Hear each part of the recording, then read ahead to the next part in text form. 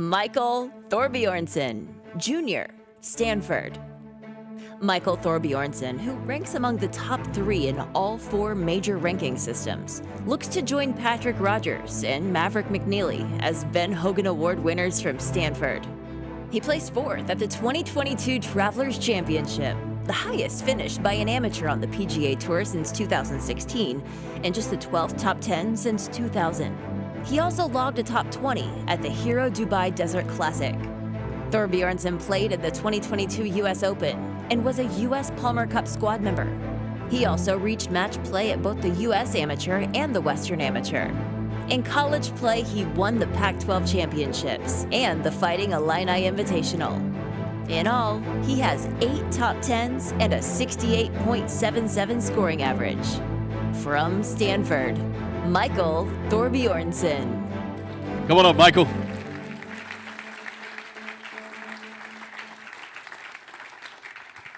Give you a chance to respond there to the previous comments, right? Yeah. Good to see you, man. Good to see you. Thanks for joining us. Yeah. I've been thinking about a couple of things I could say to Gordon. Have you? Okay, good. As long as you got something for Gordon later on. You started playing golf when you were 2? Yeah, I mean, I think my mom will say even younger than that. Really? I think my first round of golf was probably when I was 2 years old. Yeah. But my mom would say around 8 or 9 months, I'm just sitting down on the range, just smacking some golf balls. I mean, I don't really remember it, but yeah. That's awesome. And has it been continuous since then? Or did you wait till you were 8 or 9 or 10 to kind of pick up the game, really?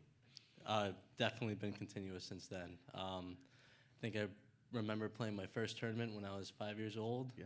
And then, I mean, what has it been? 16 years now? Yeah, I've just been playing golf my whole life, basically. Wow. You end up at Stanford, which is obviously where Tiger Woods went. And I've heard you say that Tiger's one of your heroes, right? That's where you wanted to go because of Tiger, I'm assuming? Did that play a role in it? Yeah, I mean, definitely. I think when I was 5 or 6 years old, didn't really know what Stanford was or what college or anything was at that point. But I remember talking to my mom and my dad, or them telling me that they went to Stanford, and Stanford's one of the best institutions, best universities in the world. And I guess from that moment on, I decided I wanted to go to Stanford. There was a lot happening when you were 5 or 6 years old, yeah. wasn't there? When you picked your college, you were playing golf. I mean, gosh. Yeah. Did you ask anybody to marry you? I think that was like 2 years later. So, Was it? I hear you're a sleep freak, kind of. Are you? Like you're totally into sleep and tracking it and making sure that you get good sleep?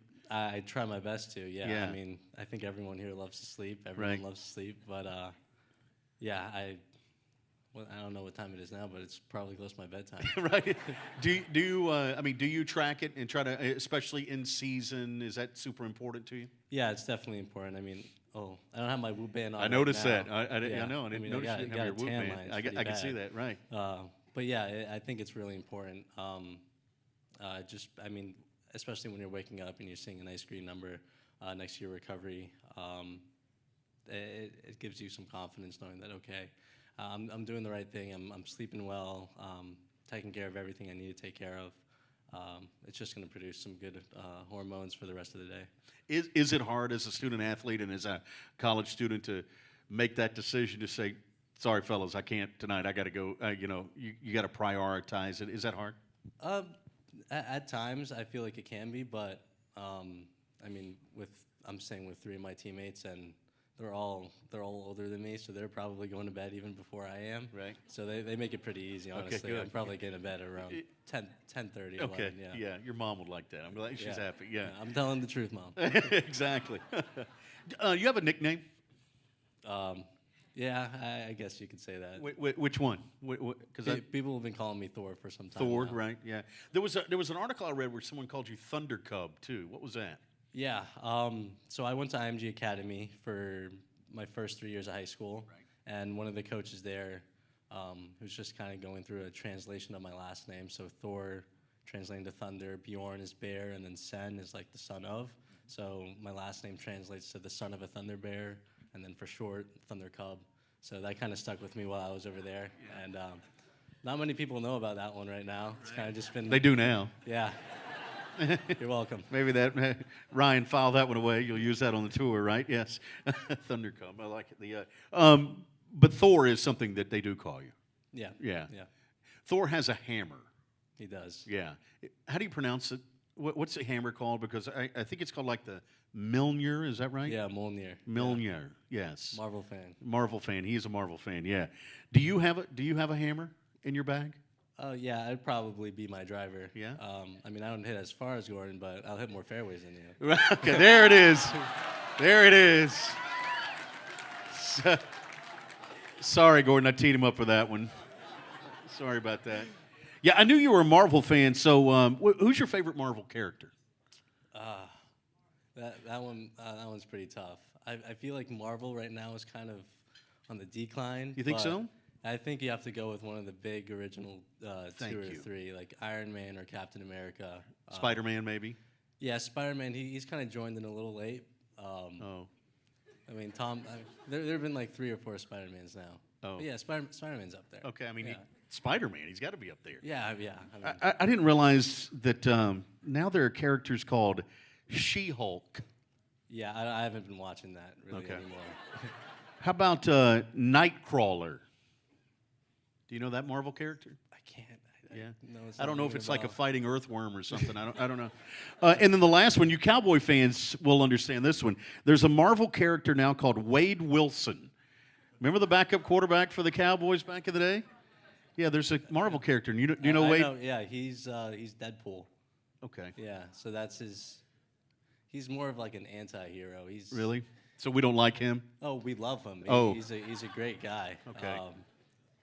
He's funny, but Is he? yeah, he's just rated R movies. Okay. Yeah. Oh, rated. Oh, Yeah. well, that's why I haven't seen it. I was wondering it. Yeah.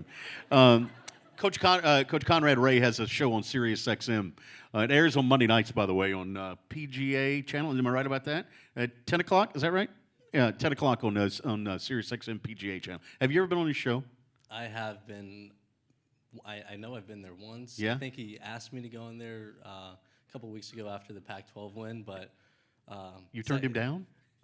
I'll explain the story. Okay. So he texts me. I'm just in the library, just trying to catch up on some schoolwork, and he says, "Oh, in an hour, 20 minutes, can you hop on the radio show?" I'm like, "Yeah, sure, let's do it." And then he calls me 10 minutes later, and I'm thinking, "Oh, who's calling me right now?" He said he was going to call me for the show, and then he texted me, said, "Calling now." I'm like, "Coach, like, I'm in the library, like, I'm busy doing something. I can't do this. I'm not prepared." Yeah. And yeah, so that was that. Well, that was the library is a legitimate excuse, though. Yeah, it was. He was fine with it. Was he? Yeah. Okay, yeah. Maybe I'll be on it another time. Yeah, maybe so. Yeah. His teammate in college was Tiger Woods. Yeah. Does he ever talk about playing with him? Yeah, he does. He brings it up a couple times. I mean, Coach has been surrounded by greatness throughout all of his golfing career and his coaching career. I mean, he has 2 past winners, Patrick Rogers, Mav. I think we were going through it. This might be his 6th time coming to this dinner, which is quite incredible. Yep. We were actually at dinner last night, and he was telling us a funny story about Tiger and the team and his coach Wally at the time. I'm not sure how much I can say of it, but they were. Give it your best. Yeah, they were. So Wally was a pretty hard coach on the guys, and I think they were in Hawaii, and I think it was the final round. It was downpouring. What they would normally do is go down to this beach shack, buy these weird design swim shorts, and they would play in that from the last round of the tournament. And they said it started absolutely downpouring, and everyone on the golf course was just playing in their bathing suits with no shirt in the final round of a college tournament. And I'm thinking, oh, there's just absolutely no way, because if someone did that now, someone would be kicked out. Oh, yeah. Yeah. And it'd be all over social media. Oh, it would be. I mean, I kind of would like to see that happen. Yeah, right. But yeah. Would Maybe you like to some see shirts or something? Coach in a swimsuit with a shirt off? Is that what you're saying? No. Okay, good. No. I was wondering there for a minute. Yeah, Yeah. I feel bad for Tiger who had to see that. Yeah, probably. right. Did he talk about all those times he beat Tiger? That's not happened, I don't think. Yeah. I'm sorry. Yeah. You're a It's still, great teammate. Yeah, story's still to come, right? Yeah. At some point. Finally, you had the first tee shot of the U.S. Open I did, last yeah. year. Tell me how that was. What did that feel like? That was That was quite nerve-wracking. I think I had a 6:30 tee time. Try to get to bed early. Well, I mean, I was in bed early. Got maybe like 9:30 or so, because I mean, you have to wake up at 4 o'clock, shower, breakfast, all this, warm up. I don't think I fell asleep until like 12:30. So I might have had like 3 hours of sleep. But I mean, getting there, I mean, I felt wide awake. I mean, being 6:30 in the morning, I wasn't really expecting too many people to be there, but it was packed. I mean, maybe 300-400 people there on the first tee waiting, and boy, I was not prepared for that. Just like you weren't prepared for his interview, right? But this time Yeah, you did it. Well, I mean, I was ready, but you got to get the time right. Exactly, exactly. Michael Thorbjornsen, congratulations. Thanks for being here, man. Yeah.